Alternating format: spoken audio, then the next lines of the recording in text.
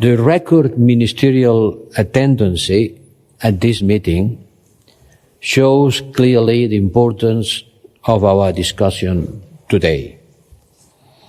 I regret the absence of Israel at this meeting. All of us are fully aware of the trauma and rage that are again haunting the region.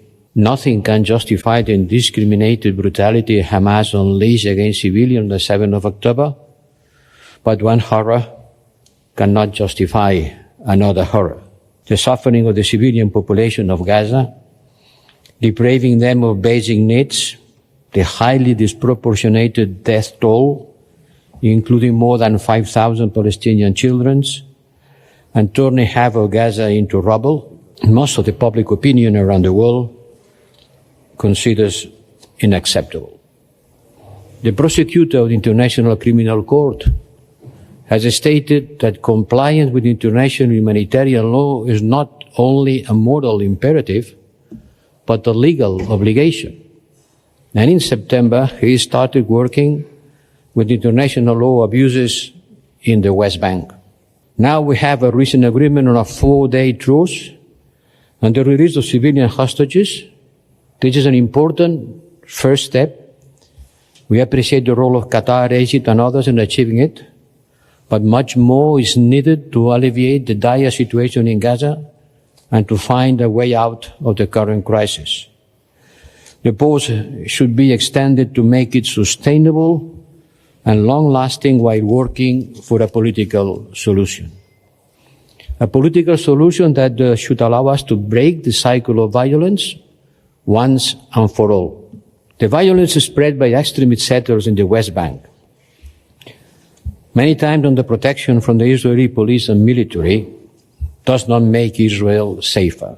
No army can guarantee a country's safety better than peace can. A Palestinian state in Gaza, in the West Bank and East Jerusalem is the best and only long-term guarantee for Israel's security.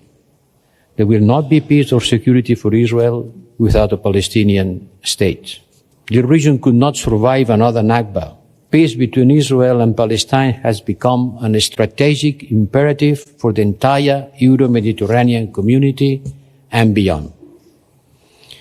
During my regional tour, I heard from our Arab partners and Israeli experts that Hamas is more than just an organization, a terrorist organization for the Europeans.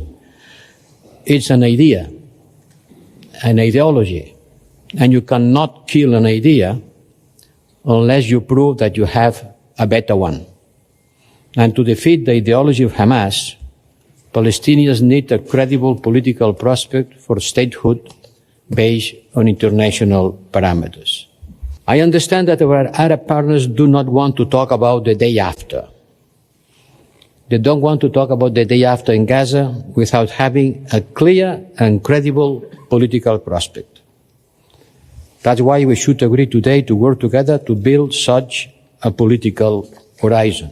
And I think there are some things in which we can agree. The first one is not to the return of Hamas to Gaza as a political and military force. Second, not to the dismemberment of the territory of Gaza, not to the recolonization of Gaza by Israel, thinking that if you increase your security by increasing your territory is an illusion that the last 50 years have proved. And the third is not to the illegal colonization of the West Bank. The solution comes from the return of the Palestinian Authority to Gaza. A Palestinian Authority revitalized, yes, to the political settlement of the Israeli-Palestinian conflict on the basis of two-state solution. We have been saying that for 30 years. Now it's time to implement it. The path to peace is still very far away, but it's not unattainable. I am convinced that beyond the shocks and emotions, both peoples aspire to peace. A peace based on separation, but peace nonetheless, because both have equal and legitimate right to the same land, so they have to share it. We need to help them. Alone, they will not be able to do it. And this is our endeavor, And this justifies our meeting, our gathering here today.